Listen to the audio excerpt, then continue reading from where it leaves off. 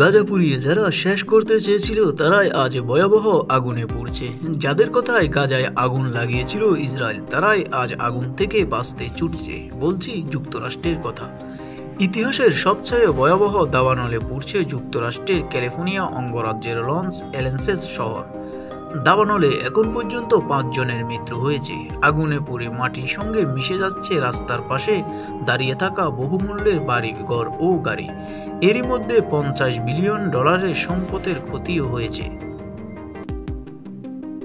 তবে স্থানীয় সময় বৃহস্পতিবার পর্যন্ত সেখানে অন্তত 6টি আলাদা দাবানল সৃষ্টি হয়েছে। এরই মধ্যে আগুন নেভাতে গিয়ে ড্রোনের সঙ্গে একটি অগ্নিবাপক প্লেনের সংঘর্ষের খবর পাওয়া গিয়েছে।